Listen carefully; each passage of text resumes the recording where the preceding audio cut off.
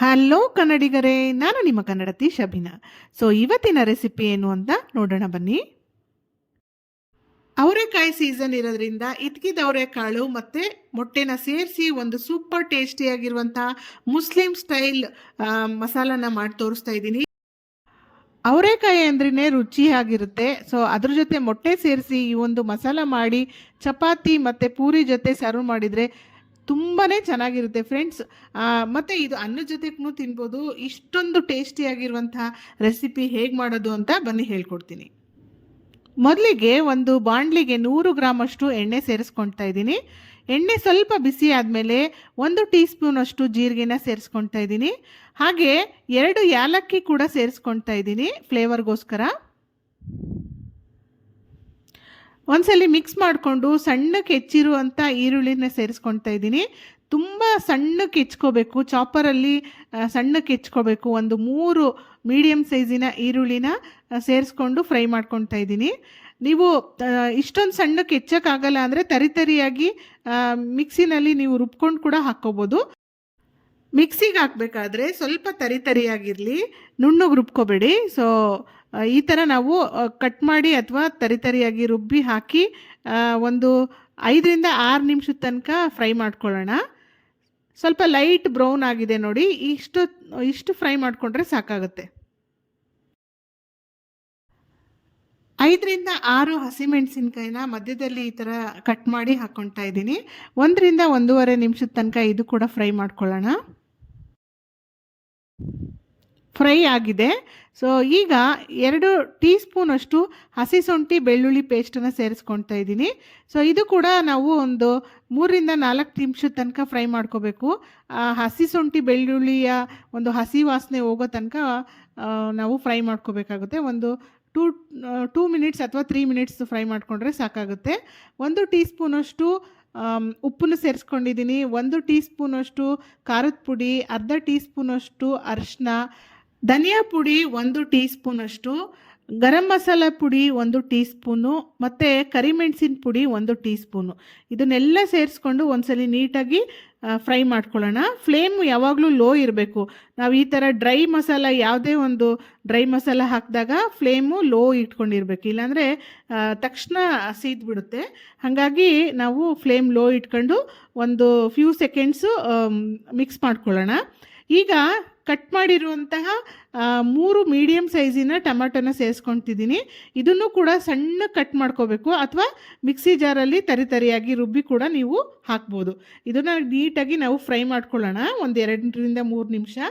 ಈಗ ನಾನು ಅವರೆಕಾಳನ್ನು ಸೇರಿಸ್ಕೊತಾ ಇದ್ದೀನಿ. ಅರ್ಧ ಕೆಜಿಯಷ್ಟು ಅವರೆಕಾಳಿದೆ. ಇದಕ್ಕಿದ ಅವರೆಕಾಳು ತುಂಬ ಟೇಸ್ಟಿಯಾಗಿರುತ್ತೆ. ಅರ್ಧ ಕೆಜಿಯಷ್ಟು ಸ್ವಲ್ಪ ಶ್ರಮ ಜಾಸ್ತಿ ಆಗುತ್ತೆ ಇದಕ್ಕಿದ ಅವರೆಕಾಳು ಮಾಡ್ಕೊಳ್ಳೋಕ್ಕೆ. ಬಟ್ ರೆಸಿಪಿ ಮಾಡಿದಾಗ ನಿಮಗೆ ಆ ಶ್ರಮ ಎಲ್ಲ ಏನೂ ಅನಿಸಲ್ಲ, ಅಷ್ಟೊಂದು ಚೆನ್ನಾಗಿ ರೆಸಿಪಿ ಬಂದಿರುತ್ತೆ. ಅರ್ಧ ಕೆಜಿಯಷ್ಟು ಇದಕ್ಕಿದ ಅವರೆಕಾಯಿನ ಹಾಕ್ಕೊಂಡು ಮಿಕ್ಸ್ ಮಾಡಿ 1 ಲೋಟದಷ್ಟು ನೀರನ್ನು ಸೇರಿಸ್ಕೊತಾ ಇದ್ದೀನಿ. ಸ್ವಲ್ಪ ಗ್ರೇವಿ ಆಗಿರೋದ್ರಿಂದ 1 ಲೋಟದಷ್ಟು ನೀರನ್ನು ಸೇರಿಸ್ಕೊಂಡು ಲಿಡ್ ಕ್ಲೋಸ್ ಮಾಡಿ ಒಂದು 10 ನಿಮಿಷದ ತನಕ ಕುಕ್ ಮಾಡ್ಕೊತಾ ಇದ್ದೀನಿ. ಇದಕ್ಕಿದ ಅವರೆಕಾಯಿ ಆಗಿರೋದ್ರಿಂದ ಒಂದು 10 ನಿಮಿಷ ನಾವು ಕುಕ್ ಮಾಡಿಕೊಂಡ್ರೆ ಸಾಕಾಗಿರುತ್ತೆ. ಏಕೆಂದರೆ ಇದ್ರ ಸಿಪ್ಪೆ ಜೊತೆಗೆ ನಾವು ಮಾಡಿದಾಗ ಒಂದು ವಿಷಲ್ ತೊಗೋಬೇಕಾಗುತ್ತೆ, ಅಥವಾ ಸ್ವಲ್ಪ ಟೈಮ್ ಹಿಡಿಯುತ್ತೆ ಬೇಯೋಕ್ಕೆ. ನೋಡಿ, ಒಂದು 10 ನಿಮಿಷಕ್ಕೆ ಎಷ್ಟು ಸಾಫ್ಟಾಗಿ ಬೆಂದಿದೆ. ಈ ಥರ ನಾವು ಫಸ್ಟು ಕುಕ್ ಮಾಡ್ಕೋಬೇಕು ಅವರೆಕಾಯಿನ.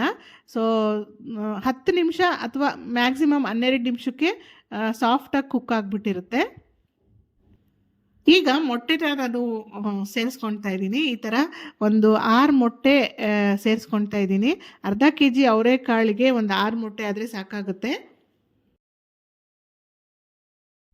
ಇನ್ನೊಂದು ಇಂಪಾರ್ಟೆಂಟ್ ಏನು ಅಂತಂದರೆ, ಈ ಒಂದು ರೆಸಿಪಿ ಮಾಡಬೇಕಾದ್ರೆ ಅಗಲವಾಗಿರುವಂಥ ಪಾತ್ರೆ ಅಥವಾ ಬಾಣಲಿನ ತೊಗೋಬೇಕು. ಈ ಥರ ಮೊಟ್ಟೆನ ಎಲ್ಲ ಕಡೆ ನಾವು ನೀಟಾಗಿ ಸೆಟ್ ಮಾಡೋಕ್ಕೆ ಸರಿ ಹೋಗುತ್ತೆ. ಈಗ ನಾನು ಸ್ವಲ್ಪ ಕರಿಮೆಣಸಿನ ಪುಡಿನ ಮೇಲ್ಗಡೆ ಹಾಕ್ಕೋತಾ ಇದ್ದೀನಿ. ಮೊಟ್ಟೆ ಎಲ್ಲಿರುತ್ತೋ ಅದ್ರ ಮೇಲ್ಗಡೆ ನಾವು ಕರಿಮೆಣಸಿನ ಪುಡಿ ಮತ್ತು ಸ್ವಲ್ಪ ಉಪ್ಪು, ಸ್ವಲ್ಪ ಖಾರದ ಪುಡಿ ಹಾಕ್ಕೊಂಡಾಗ ಅದು ಮೊಟ್ಟೆ ಇನ್ನೂ ಸ್ವಲ್ಪ ರುಚಿ ತುಂಬ ಚೆನ್ನಾಗಿರುತ್ತೆ, ಸಪ್ಪೆ ಅನಿಸಲ್ಲ. ಅದಕ್ಕೋಸ್ಕರ ನೀವು ಈ ಸ್ಟೆಪ್ನ ಮಿಸ್ ಮಾಡ್ಕೋಬೇಡಿ. ಸ್ವಲ್ಪ ಖಾರದ ಪುಡಿ, ಕರಿಮೆಣಸು ಮತ್ತು ಉಪ್ಪು ಇದನ್ನು ಸೇರಿಸ್ಕೊಂಡು ಈಗ ನಾನು ಸ್ವಲ್ಪ ಕಸೂರಿ ಮೇಥಿ ಕೂಡ ಸೇರಿಸ್ಕೊಳ್ತಾ ಇದ್ದೀನಿ. 1 ಟೀ ಸ್ಪೂನಷ್ಟು ಕಸೂರಿ ಮೇಥಿನ ಎಲ್ಲ ಕಡೆ ಈ ಥರ ಸ್ಪ್ರೆಡ್ ಮಾಡ್ಕೊಳ್ಳೋಣ.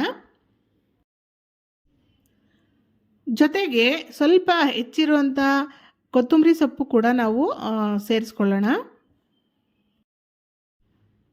ಈಗ ಲಿಡ್ ಕ್ಲೋಸ್ ಮಾಡಿ ಒಂದು 10 ನಿಮಿಷ ಅಥವಾ 8 ನಿಮಿಷದ ತನಕ ಲೋ ಫ್ಲೇಮಲ್ಲಿ ನಾವು ಕುಕ್ ಮಾಡ್ಕೋಬೇಕಾಗುತ್ತೆ ಅಥವಾ ದಮ್ ಮಾಡ್ಕೋಬೇಕಾಗುತ್ತೆ.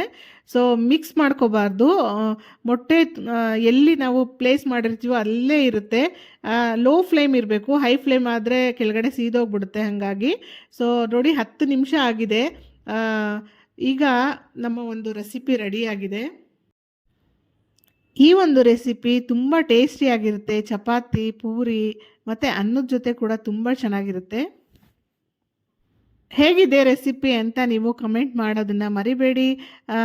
ಇನ್ನೂ ನೀವು ಸಬ್ಸ್ಕ್ರೈಬ್ ಮಾಡ್ಕೊಂಡಿಲ್ಲ ಅಂದರೆ ಸಬ್ಸ್ಕ್ರೈಬ್ ಮಾಡಿಕೊಡಿ. ಪಕ್ಕದಲ್ಲಿರುವಂಥ ಬೆಲ್ ಐಕನ್ನ ಪ್ರೆಸ್ ಮಾಡಿ. ಯಾವುದೇ ಒಂದು ರೆಸಿಪಿ ಅಥವಾ ಇಂಟ್ರೆಸ್ಟಿಂಗ್ ವಿಡಿಯೋ ಹಾಕಿದಾಗ ನಿಮಗೆ ನೋಟಿಫಿಕೇಷನ್ ಸಿಗುತ್ತೆ. ತುಂಬ ಟೇಸ್ಟಿಯಾಗಿರುತ್ತೆ. ನೀವು ಒಂದ್ಸರಿ ಟ್ರೈ ಮಾಡೋದನ್ನು ಮರಿಬೇಡಿ. So thank you for watching. ಧನ್ಯವಾದಗಳು.